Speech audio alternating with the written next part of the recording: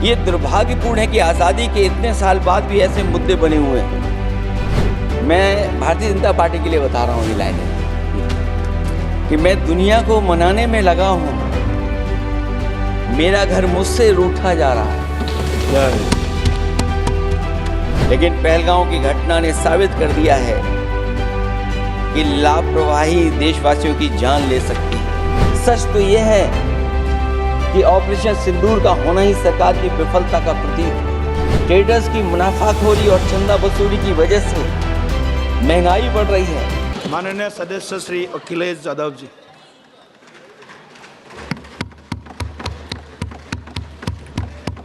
माननीय सभापति जी, अभी बोलूँगा माननीय, मैं बताऊँगा, मैं उस पर ही बोलूँगा। माननीय सभापति, मैं धन्यवाद देता हूँ आपको कि आपने मुझे बहुत महत्वपूर्ण विषय पे बोलने का मुझे मौका दिया। अभी मैं तमिलनाडु के डीएमके की माननीय सदस्य कानिमोझी जी को मैं सुन रहा था और उन्होंने मैं उनको धन्यवाद देता हूं कि कई महत्वपूर्ण बातें उन्होंने रखी और अभी भी उनको अपनी अच्छी बातों के लिए बधाई मिल रही है। हमें खुशी है इस बात की कि विपक्ष में जो लोग हैं उनको बधाई मिल रही है, लेकिन सत्ता पक्ष के लोग जब बोल के जा रहे हैं तो उनके सदस्य भी उन्हें बधाई नहीं दे रहा कोई। अध्यक्ष महोदय, मैं धन्यवाद देता हूं आपका भी, और क्योंकि मैं उनकी बात सुन रहा था, उनकी बात सुनने से मुझे कुछ याद आया। मैं ये कहना चाहता हूं 2 लाइनों में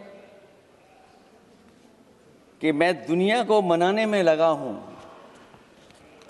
अध्यक्ष महोदय,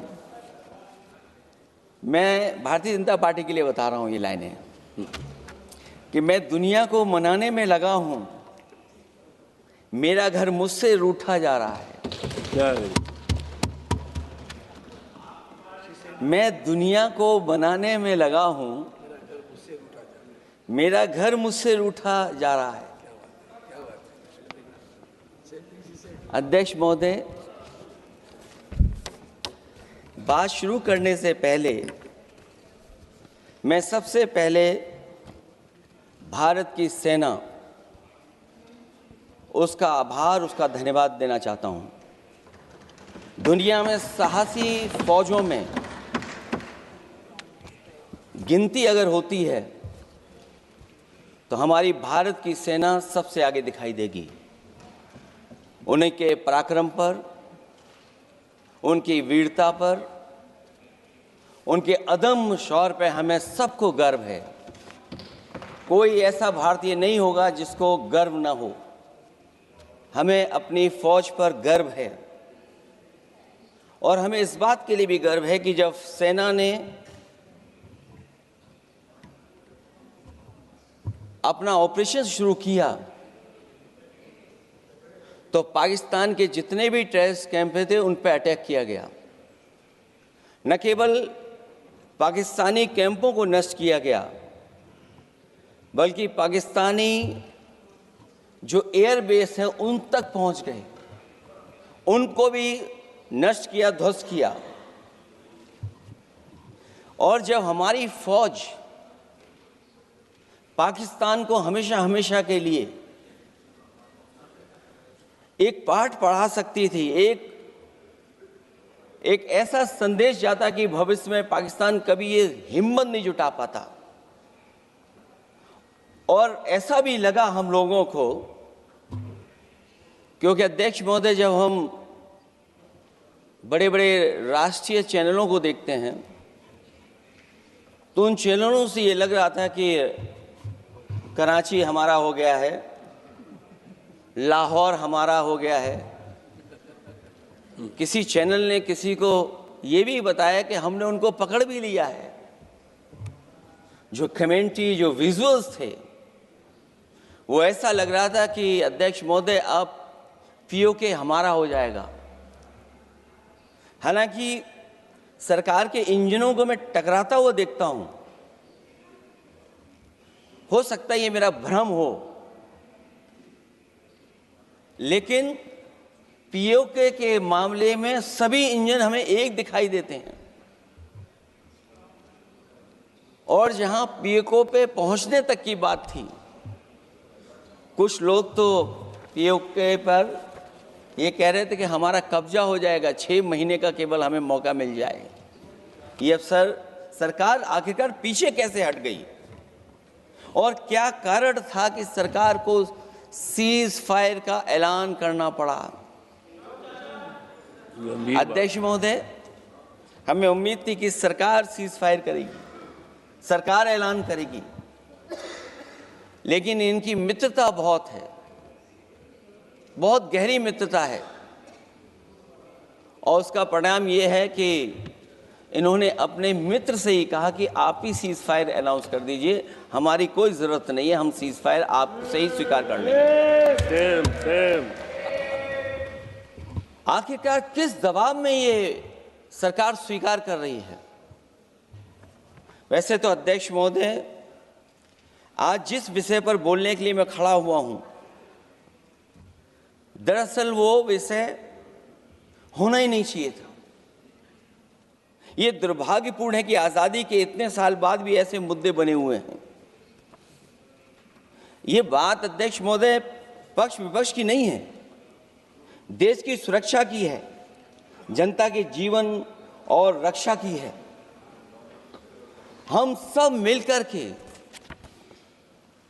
कोई ऐसी नीति रणनीति बनाते क्यों नहीं है जिससे सीमाएं हमेशा हमेशा शांत रहें? लेकिन पहलगांव की घटना ने साबित कर दिया है कि लापरवाही देशवासियों की जान ले सकती है। और अभी जब मैं सुन रहा था और बहुत ही उत्तेजित भाषा में जब जवाब मिल रहा था, उत्तेजित भाषा इसीलिए बोल रहे हैं कि जनता सम्मोहित हो जाए, जनता स्वीकार करने लगे, लेकिन सच्चाई ये नहीं है। आप कितना भी उत्तेजित बोलें, देश की जनता समझ रही है। ये सही है कि जनता के इमोशंस का लाभ आप उठा रहे हैं शासन करने के लिए। जनता का इमोशन का लाभ उठाती है सरकार। मुझे याद है कि जिस दिन पहलगाम हमला हुआ, उस दिन वहां का हर पर्यटक पूछ रहा था, जो पर्यटक पूछ रहे थे कि खतरों के बीच मेरी रक्षा करने वाला कोई वहां क्यों नहीं था। आखिरकार ये सबके मन में सवाल यही है कि जिस समय घटना हुई, आखिरकार उन्हें बचाने वाला कोई क्यों नहीं था। और जो सरकार ये दावा करती है, 370 के बाद ये कहा सरकार ने कि भविष्य में कोई आतंकवादी घटना नहीं होगी, वहां टूरिज्म बढ़ेगा। जितने लोग वहां गए वो सरकार के भरोसे पे गए थे, वो सरकार के आश्वासन पे गए थे। और आखिरकार सिक्योरिटी लैब्स की जिम्मेदारी कौन लेगा? अध्यक्ष महोदय, सबसे बड़ा सवाल यही है कि सिक्योरिटी लैब्स का रिस्पॉन्सिबल कौन होगा, वो जिम्मेदारी कौन लेगा? और ये जो पहलगांव की घटना हमारे इंटेलिजेंस फेलियर की वजह से है। उन्हें मैदान को खुला छोड़ दिया। वो सरकार जानती होगी कि कितना समय लगा होगा फोर्सेस को आने में।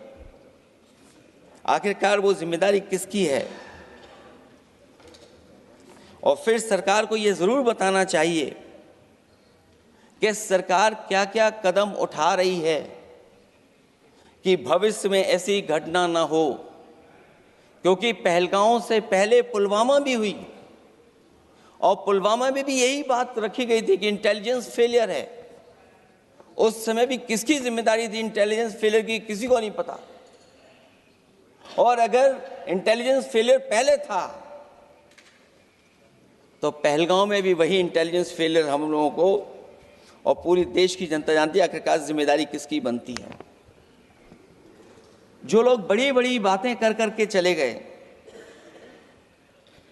कम से कम देश के सामने एक सबसे महत्वपूर्ण सवाल, उसका जवाब सरकार की तरफ से आना चाहिए।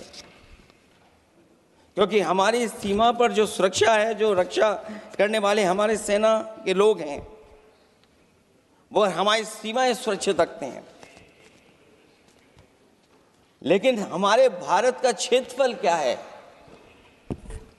और सरकार को कम से कम ये जानकारी देनी चाहिए सदन को, देश की जनता को, कि जिस समय सरकार में ये भारतीय जनता पार्टी आई है और आज जब हम सदन में चर्चा कर रहे हैं तो हमारे भारत का क्षेत्रफल क्या है, कम से कम क्षेत्रफल पता होना चाहिए। क्योंकि जब हम सवाल पूछते हैं, और जो सवाल पर्यटक पूछ रहे थे कि कुछ ऐसे लोगों को सरकार की ओर से चारों तरफ से चाक चौबंद सुरक्षा घेरा क्यों दिया जाता है, वो जो साबित होते हैं, जो हमारी रक्षा क्यों नहीं की गई। पहलगांव के दूसरे दिन की जिस तरह की राजनीतिक कार्टून, क्योंकि जिस तरह का लाभ लेना चाहते हैं भारतीय जनता पार्टी के लोग, हम सब ने देखा कि पहलगांव के दूसरे दिन ही जिस तरह का राजनीतिक कार्टून भाजपा के ऑफिशियल हैंडल से पब्लिश किया गया और हमारे द्वारा घोर आपत्ति किए जाने पर हटाया गया, उसने साबित कर दिया कि भाजपा के लोग भी जानते हैं कि दुख की इस घड़ी में उन्होंने देश की भावनाओं के साथ बेहद खिलवाड़ किया है। भाजपा बताए कि ऐसे संवेदनहीन लोगों के खिलाफ उन्होंने क्या कार्रवाई की है। ये अति गंभीर प्रश्न है कि जिन्होंने अपनों को खोया है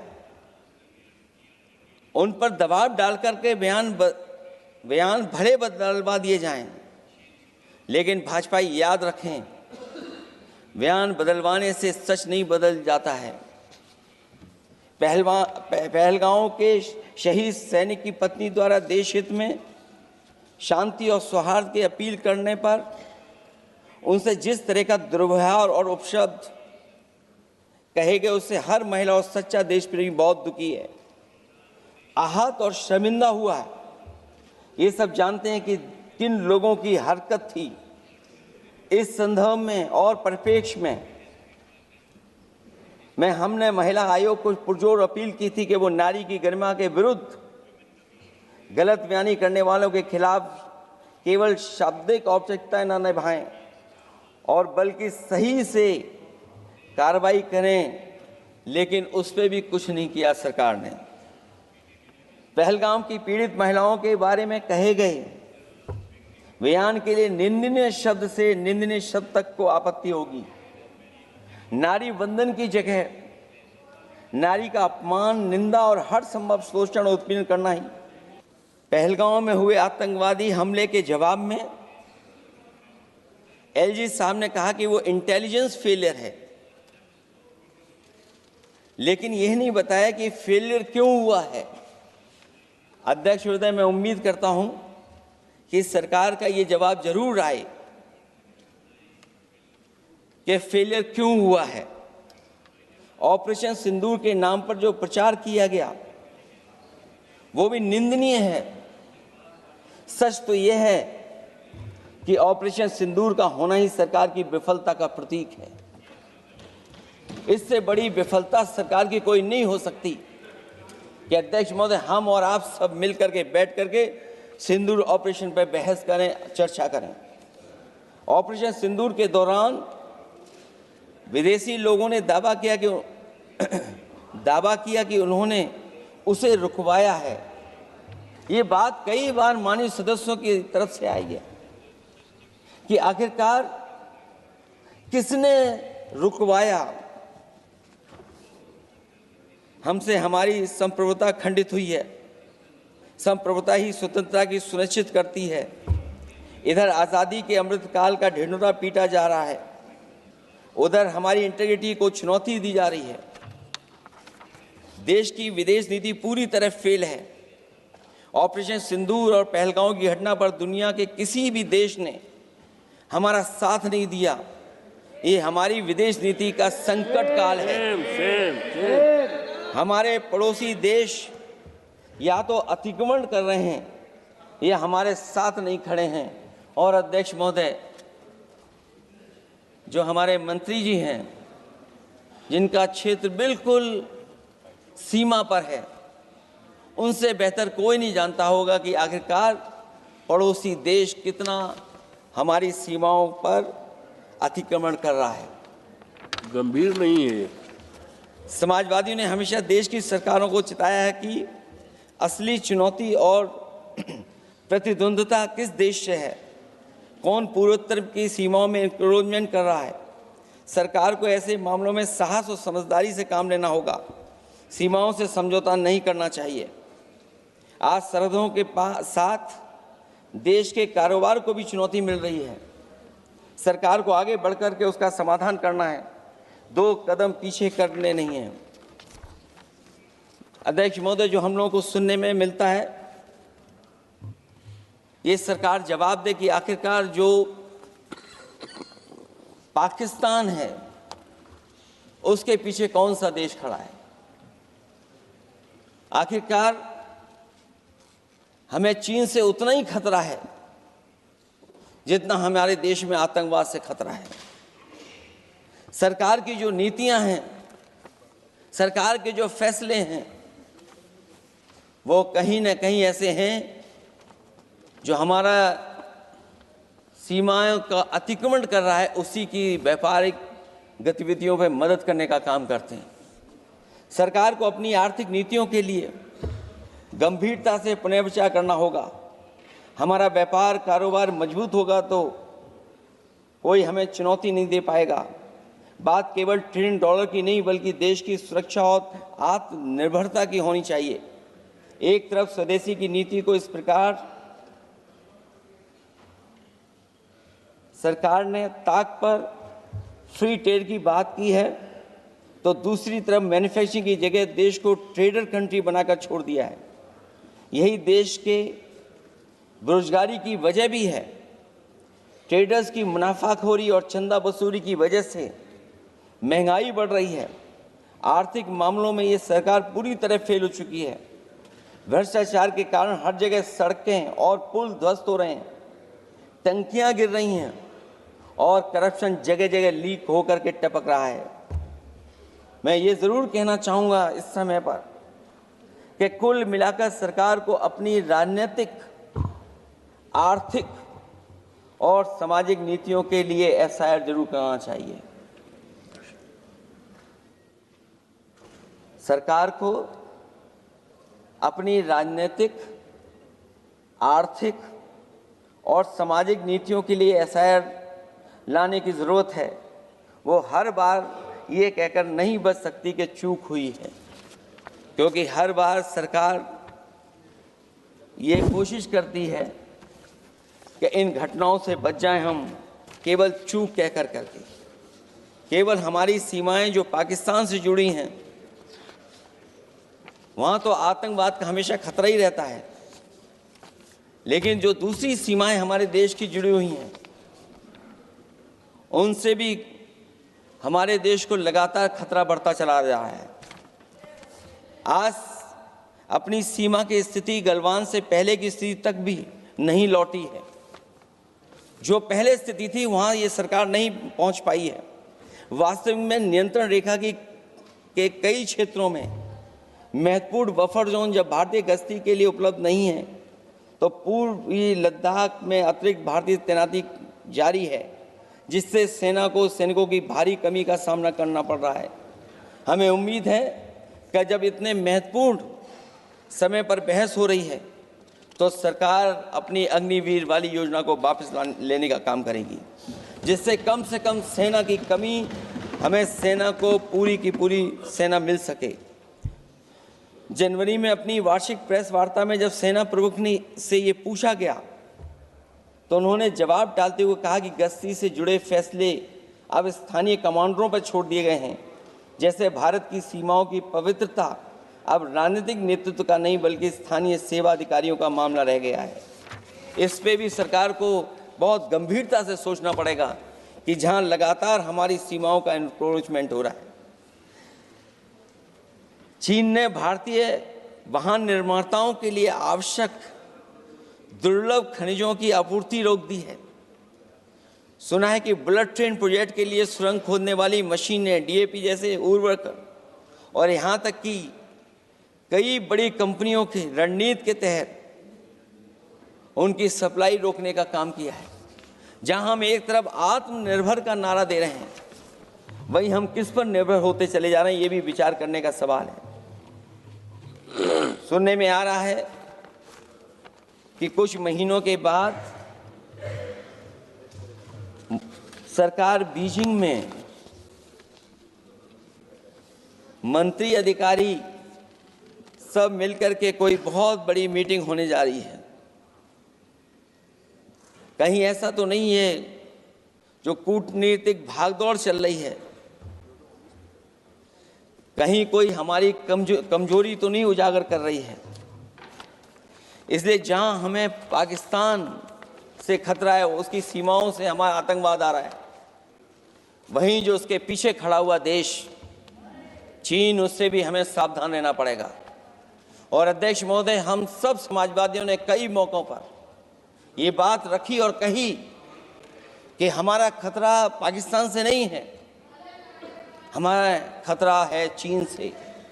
न केवल वो हमारी ज़मीन छीन रहा है समय समय पर, बल्कि हमारे बाजार को भी छीनने का काम कर रहा है। इस सरकार को कहीं न कहीं आतंकवाद को और पाकिस्तान को लगाम लगाने के लिए 10 या 15 साल का ऐसा फैसला लेना चाहिए जिससे कि वहाँ से हमारा कारोबार कम होता चला जाए। और अगर हमारा देश महोदय कारोबार कम नहीं होगा तो हम अपने देश को आत्मनिर्भर भी नहीं बना पाएंगे। ये जो आत्मनिर्भर का नारा है, कहीं ऐसा तो नहीं है नारा कुछ व्यापारियों को लाभ पहुंचाने के लिए हो रहा हो? क्या व्यापार और राजनीति का संबंध ऐसा हो सकता है कि दोनों एक दूसरे का लाभ उठाएं? और याद रखें कि अगर हमें पाकिस्तान से खतरा है तो चीन राक्षस है, वो हमारी ज़मीन और हमारी बाजार दोनों छीन लेगा। मैं अंत में अपनी बात ख़त्म करने से पहले मैं कुछ सुझाव देना चाहता हूं। और मुझे याद है जब पिछली बार चीन से सवाल खड़ा हुआ था, ये सरकार पता नहीं कैसा फैसला लेती है। और मैं अभी विदेश मंत्री जी को जब सुन रहा था तो विदेश मंत्री जी ये कह रहे थे कि जो इंफ्रास्ट्रक्चर बन रहा है वो हमारा बहुत अच्छा इंफ्रास्ट्रक्चर बन रहा है। हम पुल अच्छे बना रहे हैं, हम सड़कें अच्छी बना रहे हैं, हम ब्रिजेस अच्छे बना रहे हैं।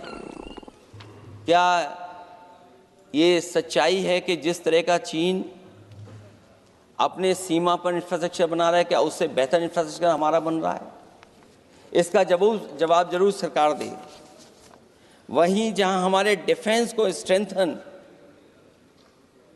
जितना हम करेंगे उतनी हमारी नेशनल सिक्योरिटी स्ट्रेंथन होगी। ये जो बजट लगातार कम होता चला जा रहा है, इस बजट को बढ़ाना चाहिए और कम से कम जीडीपी का 3% बजट डिफेंस का होना चाहिए। और जो बजट डिफेंस का हो वो नॉन लैप्सेबल हो, मॉडर्नाइजेशन के लिए फंड हो जिससे कि लैप्स ना करे और हमारी रिसर्च एंड डेवलपमेंट लगातार चलता रहे।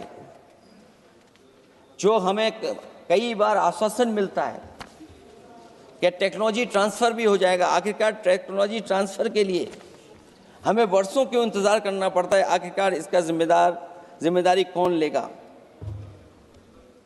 जो डिफेंस प्रोक्योरमेंट है हमारा, वो डिफेंस प्रोक्योरमेंट आखिरकार क्यों नहीं होता है, जहां सरकार समय समय पर डिफेंस एक्सपो के नाम पर न केवल भारत बल्कि दुनिया से ये कहती है कि हमारे यहाँ इन्वेस्टमेंट करें। आखिरकार डिफेंस एक्सपो के इन्वेस्टमेंट के कार्यक्रम के बाद कितना डिफेंस सेक्टर में इन्वेस्टमेंट आया है, और साथ ही साथ जब आत्मनिर्भर की बात हो तो हमारे देश की अपनी रक्षा करने के लिए हमारे अपने लोग क्यों नहीं तैयार हो रहे हैं? यह सरकार इतना क्यों नहीं जोखिम उठा रही कि हम खुद तैयार हों उन चीज़ों को बनाने के लिए? इसलिए मैं एक बार फिर ये कहता हूं कि जहां पर सेना ने बहुत बहादुरी के साथ अपने पराक्रम के साथ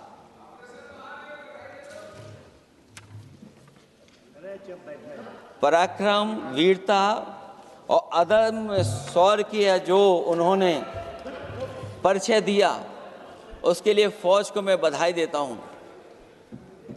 लेकिन अभी जब मैं सुन रहा था,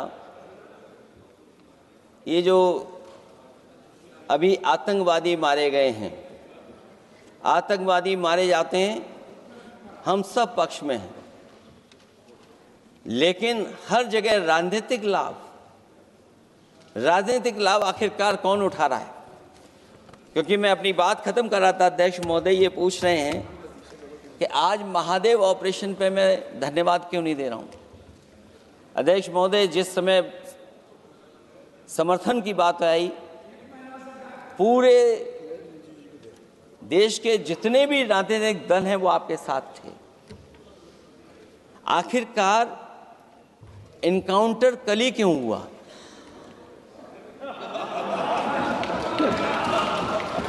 और अध्यक्ष महोदय, फिर वही बात मैं दोहराऊं जिसकी वजह से पहलगांव हुआ, जिसकी वजह से पुलवामा हुआ। अगर ये इतना ही टेक्नोलॉजी और इन सब चीजों को समझते हैं और जानते हैं, इतना ही टेक्नोलॉजी और इन चीजों को सब समझते हैं, तो आखिरकार अध्यक्ष महोदय, पुलवामा में जो गाड़ी में RDX आया, वो गाड़ी आज तक क्यों नहीं पकड़ी गई? और शायद भारतीय जनता पार्टी के लोग ये जानते होंगे कि बहुत सारे विभाग सरकार के होते हैं, सैटेलाइट इमेजेस देते हैं। अगर आज भी भारतीय जनता पार्टी चाहे तो पुलवामा में जो गाड़ी आई है, सैटेलाइट इमेजेस से वो पता कर सकती है कि वो किस रास्ते से वो गाड़ी आई थी। आप हिम्मत क्यों नहीं जुटा पा रहे हैं उसके लिए? और फिर पहलगांव में किसी भी दल ने आपके साथ किसी तरह की राजनीतिक बातचीत नहीं की, लेकिन राजनीतिक लाभ आपने कांग्रेस पार्टी से भी उठाने की कोशिश की, हमारे से भी उठाने की कोशिश की। अगर डेलीगेशन भेजना ही था आपको तो पॉलिटिकल पार्टीज तय करती हैं, आप नहीं तय कर सकते। ये राजनीति कौन कर रहा है? और फिर अध्यक्ष महोदय, राजनीति करने वाले वो लोग जो अपने चुनावी भाषण में कह रहे थे कि POK हम 6 महीने में ले लेंगे, हम अक्साई चिन्ह ले लेंगे। इसीलिए मैंने सवाल पूछा अध्यक्ष महोदय सरकार से कि जिस समय सरकार में भारतीय जनता पार्टी आई, उस समय भारत का क्षेत्रफल क्या था और भारत का क्षेत्रफल आज क्या है? क्या 5 फिंगर्स, पेंगोंग लेक, गलवान घाटी, रजांगला, उसका जवाब किसके पास है? सरकार के पास है क्या कि नहीं है? और मैं आज अध्यक्ष महोदय कहता हूं, हम वॉर के खिलाफ हैं, हम वॉर नहीं चाहते हैं, लेकिन सीमा पर शांति रहे, हमारा कोई इंक्रोचमेंट नहीं करे। झगड़ा मैं आज भी कहता हूं, ये लड़ाई आपको, जो लड़ाई हुई है वो पाकिस्तान से आप नहीं लड़े हैं। अध्यक्ष महोदय, आप कितना भी छिपना चाहोगे, छिपाना चाहोगे, कोई भी स्वीकार नहीं करेगा। ये जो लड़ाई लड़ी गई है, ये आपको चीन से लड़नी पड़ी थी। और जो समय आप बताते हैं कि इस समय से इस समय तक हमारी एयरफोर्स और हमारे लोगों ने हमला किया, टेररिस्ट लोगों के तमाम सेंटर्स को ख़त्म किया है, तो हमारे मन में भी एक इच्छा आती है कि हमारे सबसे बेहतरीन एयरक्राफ्ट जो नींबू और मिर्च लगा करके जिनकी पूजा की गई थी, वो कितने उड़े थे। हम और सवाल नहीं पूछना चाहते हैं हम आपसे, मैं केवल इतना पूछना चाहता हूं कि जिन एयरक्राफ्टों को नींबू और मिर्च लगा करके पूजा की गई थी, वो एयरक्राफ्ट कितने उड़े थे। हमें अपनी पूरी एयरफोर्स पे गर्व है। इतने बेहतरीन पायलट किसी के पास नहीं है जितने बेहतरीन पायलट हमारे पास हैं। और हम समाजवादी वो लोग हैं जिन्होंने ऐसा इंफ्रास्ट्रक्चर सड़कों का बनाया था कि अगर कभी इमरजेंसी हो तो आपका एयरक्राफ्ट वहां पर उतर जाएगा। और देश में पहली बार सुकोई, मिराज और हरकुलस अगर किसी ने सड़क पर उतारे थे तो वो समाजवादी पार्टी और हम लोगों ने सड़क पर उतारने का काम किया था। सही बात। और दूसरा, अध्यक्ष महोदय, मैं और जानकारी देना चाहता हूं। आपके देश के प्रधानमंत्री जी हमारे देश के नहीं, हमारे भी प्रधानमंत्री हैं, हमारे हैं बात खत्म हो रहा है। अध्यक्ष महोदय, मैं फिर बोलता हूं। अध्यक्ष महोदय, मैं तो आपको बहुत अच्छा मान रहा था कि आप ही मुझे बुलवा के गए थे। मैं फिर बोलता हूं, देखिए प्रधानमंत्री जी की लाइनें हैं ये वाली, मैं दुनिया को मनाने में लगा हूं, मेरा घर मुझसे रूठा जा रहा है। आखिरकार कौन रूठा हुआ है इस देश में? जो हमने देखा इतने दिनों में, प्रधानमंत्री जी डिफेंस मिनिस्टर का भी रोल प्ले कर रहे थे। इसलिए जिस सड़क पर हमारे देश के प्रधानमंत्री जी हरकुलस विमान से उतरे थे, वो हाईवे किसी ने डिजाइन किया था? तो समाजवादी लोगों ने डिजाइन किया था। यूपी में तो डिजाइन हो गया एक और, लेकिन देश में क्यों नहीं ऐसी सड़कें बन रही जहां पर इमरजेंसी के समय पर एयरफोर्स इसको इस्तेमाल कर सके?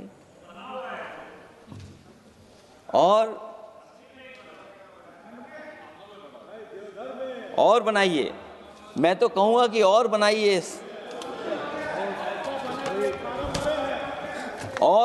मैं तो कह रहा हूं। और जिस तरीके से हमारी सेना ने जो मुकाबला किया है, सीज फायर के बाद भी ड्रोन आ रहे थे, ये भी सरकार को स्वीकार करना पड़ेगा। आखिरकार सवाल ये है हमारा कि सीज फायर किसके दबाव में किया है, और सीज फायर क्यों किया जब हमारी फौज पीओके को भी ले लेती और पाकिस्तान के भी।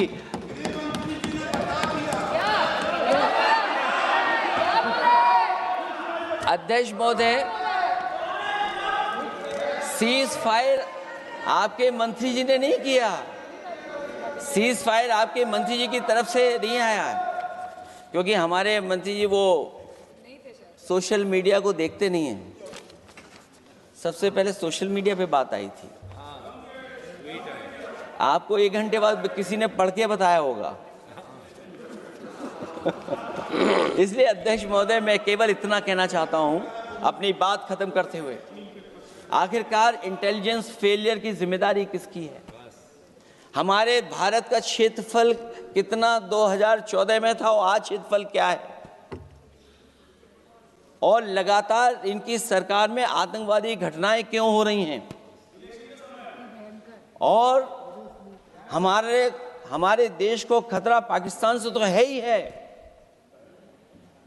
लेकिन उससे ज़्यादा खतरा हमारा चीन से है। आखिरकार चीन से मुकाबले के लिए आपकी तैयारी क्या है? मुझे उम्मीद है कि जब सिंदूर ऑपरेशन पर सरकार की तरफ से जवाब आए तो इन सवालों का जवाब आए। बहुत बहुत धन्यवाद आपका। धन्यवाद। छोटा सा क्लैरिफिकेशन, अखिलेश जी ने बोला, मैं उसका भाषण पे नहीं जा रहा हूँ। एक करेक्शन करना बहुत ज़रूरी है, नहीं तो वो रिकॉर्ड में चले जाएंगे, फिर बाद में सही नहीं होगा।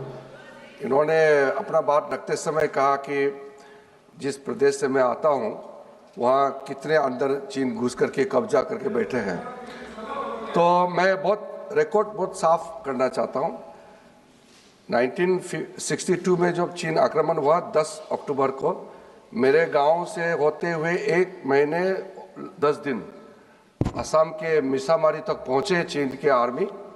फिर वहाँ 21 नवंबर को सीज फायर करके वो पूरे के पूरे वापस विड्रॉ करके चले गए। जो जगह चीन ऑक्यूपाई करके रखा है असाफिला साइट में लोंजू, वो 1959 में जब हमारा वहाँ असम राइफल का कैंप था 1959 में कैप्चर किया, और उसके अतिरिक्त थोड़ा सा और एक्स्ट्रा जो लिया वो 1962 में कंप्लीट विड्रॉल नहीं।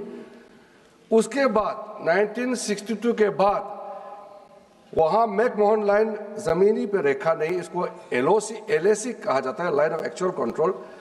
1 इंच, कई सरकार आए हैं 1962 के बाद अरुणाचल प्रदेश में 1 इंच चाइना ने एक्स्ट्रा ना अंदर घुसा है ना जमीन लिया है। ये रिकॉर्ड क्लियर होना चाहिए। ओके।